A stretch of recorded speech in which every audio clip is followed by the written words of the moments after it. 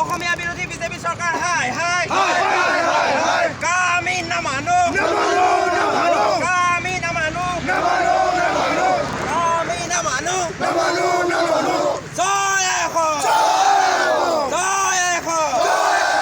অসম ছাত্ৰ সন্থা জিন্দাবাদ কিয় ছাত্ৰ সন্থা জিন্দাবাদ ছাত্ৰ সন্থা জিন্দাবাদ নৰেন্দ্ৰ মোদী হাই হাই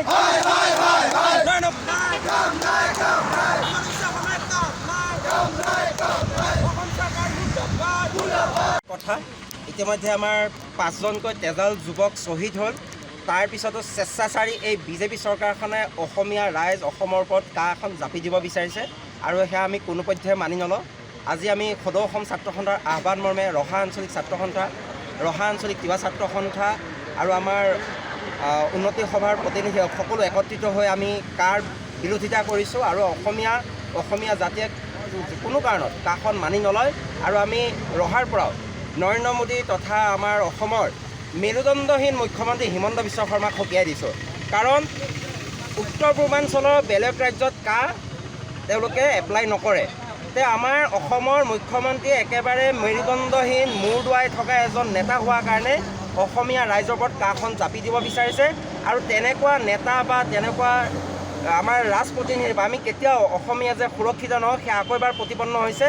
আমি আকৌ সকীয়াই দিছোঁ বিজেপি চৰকাৰক, তেওঁলোকে অসমীয়া ৰাইজৰ অভাৱ অভিযোগ এইবোৰ সকলো বুজিবলৈ চেষ্টা কৰক, নহ'লে তেওঁলোকো যে এদিন উফৰি যাব সেয়া একান্ত সত্য কথা। অসমীয়া জাতি শেষ বিন্দুতে স্থানলৈকে নামানে আৰু কেতিয়াও নামানে। হিমন্ত বিশ্ব শৰ্মাৰ এখন বাপেকৰ অসম নহয়, এইখন হিমন্ত বিশ্ব শৰ্মাৰ বাপেকেই যৌতুকত দিয়া নাই, এইখন অসমীয়া জাতিৰ অসম। এই জাতিৰ অসমত আমি কেতিয়াও নামানো। হিমন্ত বিশ্ব শৰ্মাৰ যিটো 2024 চনৰ লোকসভা নিৰ্বাচন আছে, মই ইয়াৰ পৰা প্ৰত্যেক অসমীয়া জাতিক যিসকলে জাতীয়তাবাদ জানে, যিয়ে অসমৰ ভাষা সংস্কৃতি ভাল পায়, যিয়ে অসমৰ সৰ্বতোকৰণে উন্নতিৰ কাৰণে কাম কৰে, সেইকাৰণে বিজেপি চৰকাৰক ভোট দিব নালাগে বুলি মই ইয়াৰ পৰা আহ্বান কৰিছোঁ। আমি ৰাজপ্ৰতিনিধিয়ে দোষাৰোপ কৰিছোঁ, কিন্তু আমি ৰাজতন্ত্ৰক কৰা নাই। কিন্তু হিমন্ত বিশ্ব শৰ্মা জীয়াই থাকক, ইয়াত অসমত থকালৈকে অসমীয়া জাতিটোৰ ভৱিষ্যত